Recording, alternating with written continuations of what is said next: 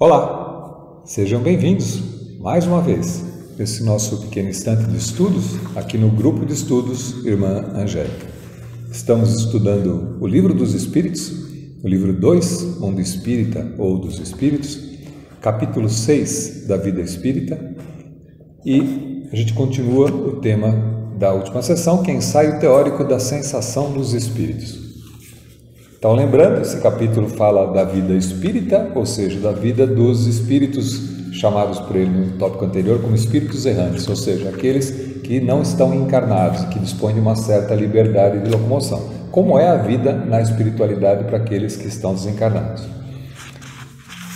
E a gente estava falando, dando continuidade, falando que dessa pergunta número, que não é uma pergunta, é um item 257, né?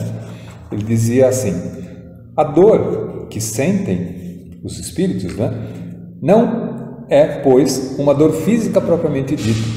É um vago sentimento íntimo que o próprio espírito nem sempre compreende bem, precisamente porque a dor não se acha localizada e porque não a produzem agentes exteriores. É mais uma reminiscência do que uma realidade. Reminiscência, porém, igualmente penosa. Então, relembrando do que a gente estava falando,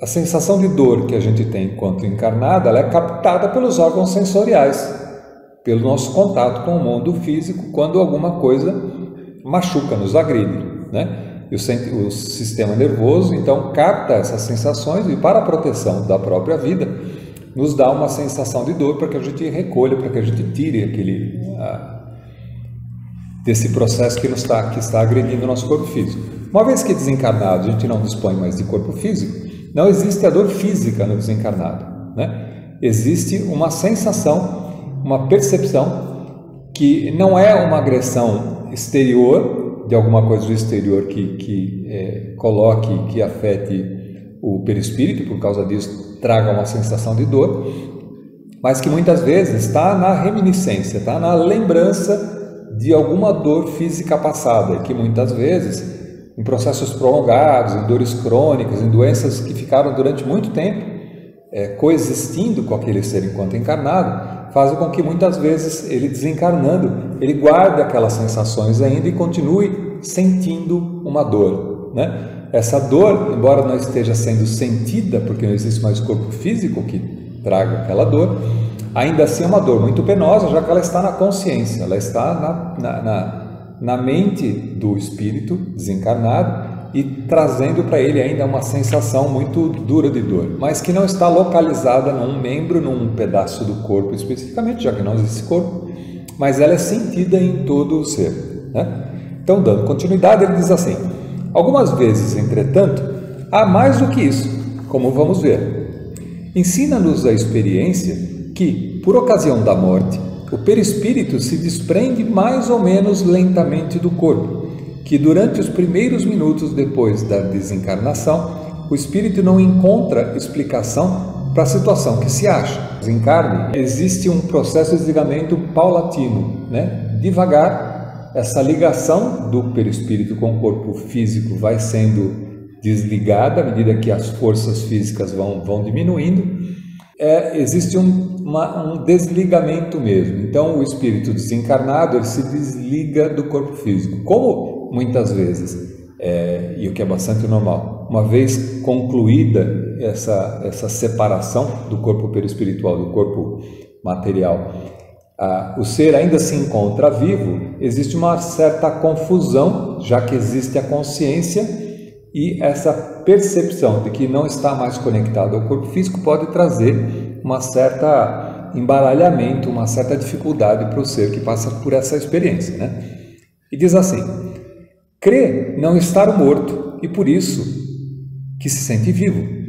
Vê de um lado, o corpo, sabe que lhe pertence, mas não compreende que esteja separado dele. Você imagina a confusão.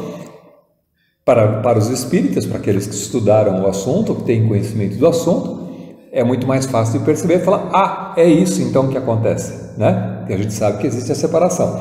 Você imagina para uma pessoa que não tem conhecimento nenhum desse lado espiritual e que se encontra numa situação dessa e percebe separado do corpo físico sem entender muito o que se passa, né? Continua assim: esta situação dura enquanto haja qualquer ligação entre o corpo e o perispírito.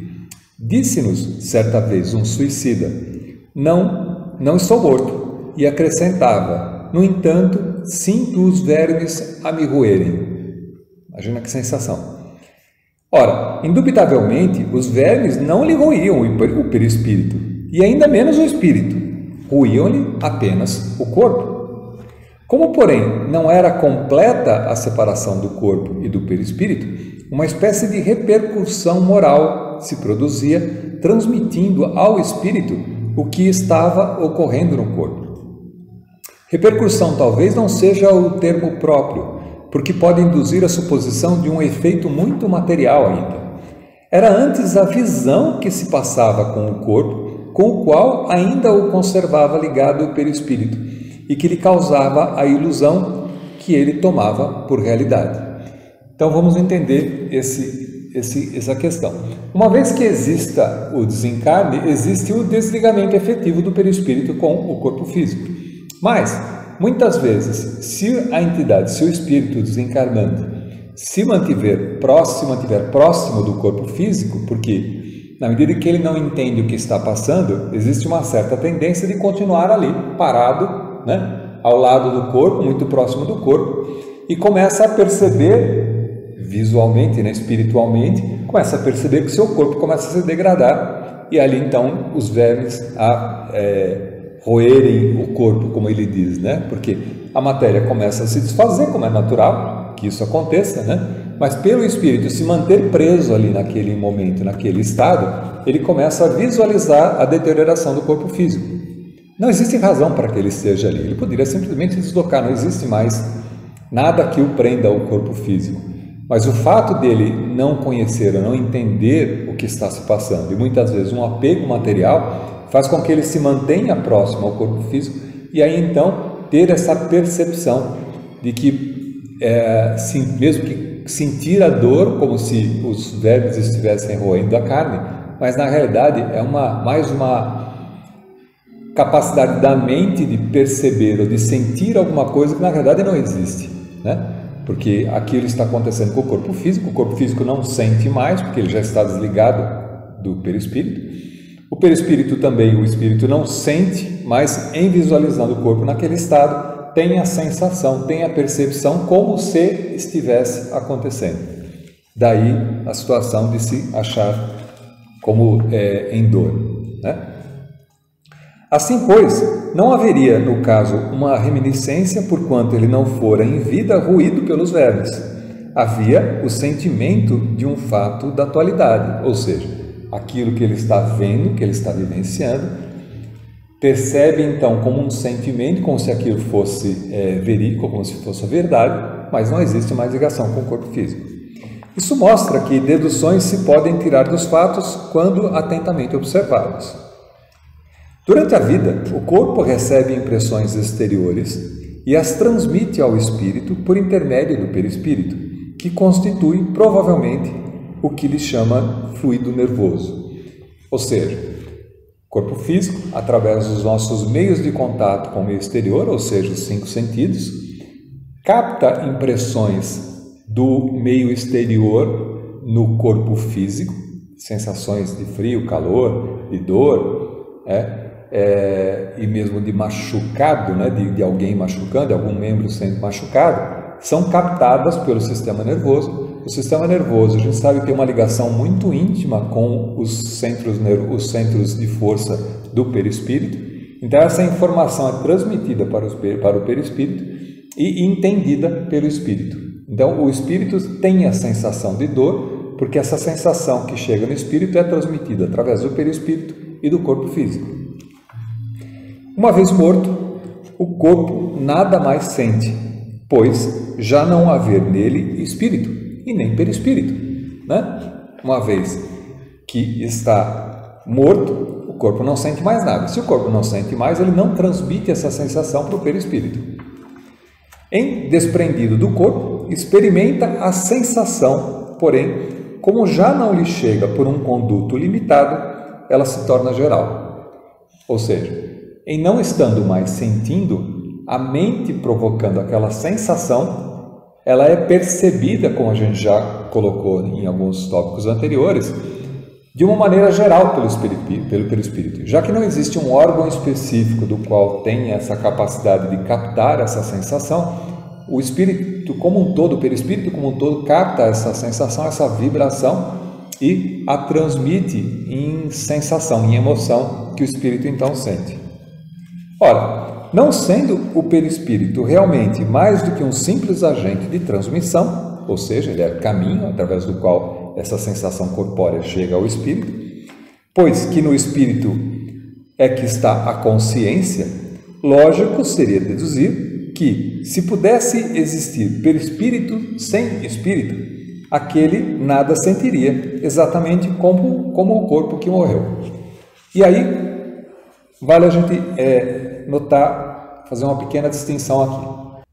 O espírito se utiliza de um perispírito quando encarnado num meio físico, como o planeta Terra, né, para se manifestar na matéria. Então existe, se a gente pudesse destacar esse desligamento de corpos, a gente tem um corpo físico material, um perispírito, que é um corpo menos denso, mais sutil, e o espírito, né? Uma vez desencarnado, o perispírito segue com o espírito, então, para a espiritualidade, para poder se manter a vida lá. Mas a gente também já discutiu que o perispírito também é ainda um corpo semimaterial. Quando ele diz que se pudesse existir o espírito sem o perispírito, na realidade, em certo momento isso acontece. Como, por exemplo, no momento do reencarne, onde aquele perispírito é deixado de lado para que um novo perispírito possa ser construído com a nova base, com a nova formulação da nova encarnação. A gente sabe também que quando um espírito se desloca de um planeta a outro, por exemplo, ele necessariamente precisa deixar aquele espírito naquele planeta e, para se manifestar num outro planeta, constituir lá um novo perispírito. Então, o perispírito também é um corpo ainda semimaterial, mas ainda assim um corpo. Quando ele fala se pudesse existir um perispírito sem espírito, a gente lembra então dos cascões astrais, né? Ou seja, são envoltórios perispirituais que existem na espiritualidade, que muitas vezes podem ser confundidos com entidades ou com espíritos, já que guarda neles a reminiscência, impressões das existências anteriores e que muitas vezes são confundidos por médiuns como sendo espíritos comunicantes, quando na verdade não se trata de um espírito, mas simplesmente de um envoltório material que ficou e as sensações são captadas das impressões que estão naquele perispírito, né? Isso é um capítulo à parte, são situações bastante específicas, né? Mas que existem na literatura espírita. Se a gente pesquisar, a gente vai entender um pouquinho mais essas questões. Continuando então, do mesmo modo, se o espírito não tivesse perispírito, seria inacessível a toda e qualquer sensação dolorosa. Como o perispírito, então, como um todo, capta as sensações, as vibrações do meio ambiente e transmite essas vibrações para o espírito, o perispírito serve de alguma maneira como um órgão sensorial espiritual que capta não dores físicas, mas vibrações como um todo e as transmite para o espírito, né? E aí diz assim: é o que se dá com espíritos completamente purificados. Sabemos que quanto mais eles se purificam, tanto mais etérea se torna a essência do perispírito, donde se segue que a influência material diminui à medida que o espírito progride, isto é, à medida que o próprio perispírito se torna menos grosseiro. A gente já discutiu em alguns capítulos anteriores também, que na medida em que existe a purificação do espírito, o perispírito vai ficando cada vez mais sutil, cada vez mais diáfano. Situação parecida a gente tem em relação ao próprio corpo material. Quando a gente compara o corpo material do hominídeo, do homem vivente, do terrestre vivente hoje, nós, né? Esse nosso corpo material com o corpo material dos homens das cavernas, por exemplo, que estão distanciados na evolução lá atrás, a gente já consegue notar uma certa sutileza, uma certa leveza nessa formulação do corpo. Nós somos diferentes do que eram aqueles homens do início da história da Terra. E já mostra que a nossa evolução, à medida em que ela vai acontecendo, mesmo a material, vai trazendo uma certa sutileza para esse corpo material. Semelhante acontece com o corpo perispiritual. À medida que o espírito vai evoluindo, esse corpo perispiritual também começa a ficar cada vez mais diáfano, cada vez mais sutil, até que um dado momento ele não necessite mais de um corpo perispiritual para se manifestar, né? Nas várias evoluções que vão acontecendo, o espírito vai construindo corpos perispirituais que se manifestam na matéria através do corpo material e fica num processo de depuração, de elevação, de diafanização, vamos dizer assim, de sutilização, até que em um determinado momento o espírito, como ele diz, espíritos purificados, né, espíritos que já avançaram suficientemente na evolução, não precisam mais se manifestar através de um corpo perispiritual. Mas dir-se-ia, desde que o perispírito é que as sensações agradáveis, da mesma forma que as desagradáveis, se transmitem ao espírito, sendo o espírito puro, inacessível a umas, deve sê-lo igualmente às outras. Ou seja, se a maneira do espírito tem captar as sensações, as vibrações do ambiente, é através do perispírito, e se, à medida em que vai se diafanizando, o espírito vai se sutilizando, vai perdendo também a possibilidade de captação dessas vibrações mais densas, né? Dessas, tanto as agradáveis quanto as desagradáveis, vai se tornando mais indiferente a essas sensações, né? Como é que fica essa questão? Bastante interessante. Assim é, de fato, com relação às que provêm unicamente da influência da matéria que conhecemos. O som dos nossos instrumentos, o perfume das nossas flores, nenhuma impressão lhes causam. Como tudo isso é muito material, esses espíritos mais evoluídos, o som que a gente ouve aqui não impressiona, porque não faz parte, não está num nível de sutileza que faz com que sensibilize essa sensação, não chega até o espírito, né? Entretanto, ele experimenta sensações íntimas de um encanto indefinível, das quais ideia alguma podemos formar, porque, a esse respeito, somos quais cegos de nascença diante da luz. Ou seja, à medida em que isso vai se sutilizando, as possibilidades de captação das sensações, das emoções que um espírito mais avançado consegue captar, estão muito além da nossa capacidade de compreensão. Nós só poderemos saber quando estivermos nessa situação. A gente pode inferir, a gente pode divagar sobre isso, mas o que a gente consegue captar e consegue saber é que são sensações mais sutis, mais elevadas, mais purificadas e, por causa disso, menos afetas à materialidade, a uma vibração mais densa que aquela mais próxima da matéria. Sabemos que isso é real, mas por que meio se produz?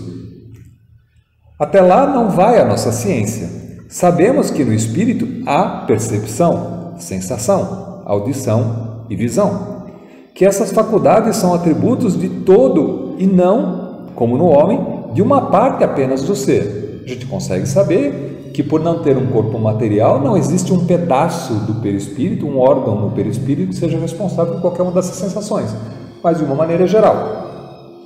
Mas de que modo ele as tem? Ignoramo-lo. Os próprios espíritos nada nos podem informar sobre isso, por inadequada a nossa linguagem, a exprimir ideias que não possuímos, precisamente como o é por falta de termos próprios.